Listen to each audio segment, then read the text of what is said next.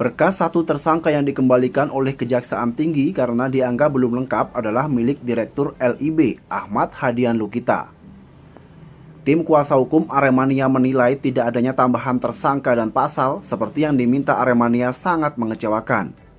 Terlebih, dengan dikembalikannya satu berkas milik Direktur LIB, membuat tersangka ini dibebaskan dari tahanan. Anjar Nawan, kuasa hukum yang mendampingi korban dan keluarga korban Kanjuruhan menjelaskan, meski berkas satu tersangka dikembalikan, namun Direktur LIB masih berstatus tersangka.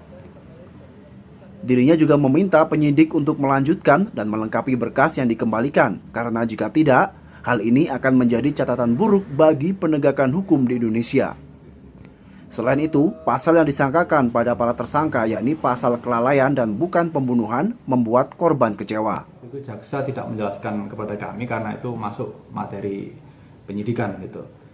Pada saat itu kami masih bisa menerima ya, dan juga kami berpikir mungkin di hari itu atau pada batas waktu terakhir penahanan yaitu hari Kamis akan dilengkapi oleh penyidik kemudian di IP21-kan. Nah ternyata tidak, sampai hari Kamis itu masih belum dilengkapi dan sesuai hukum acara pidana karena batas waktu penahanan sudah habis sehingga HL dikeluarkan. Lantas yang menjadi pertanyaan besar, kenapa untuk 5 orang tersangka ini berkasnya bisa dipenuhi dan kemudian lengkap dinyatakan P21, lantas yang satu tidak? Ini menjadi misteri kan, akhirnya begitu.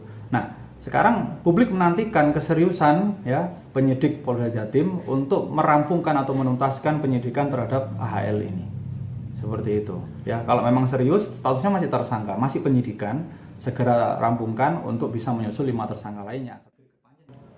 Tim kuasa hukum juga menyiapkan langkah selanjutnya dalam tragedi Kanjuruhan dan terus mengawal proses hukum dalam kasus yang menelan 135 korban jiwa. Dedi Prasetyo, Kompas TV Malang, Jawa Timur.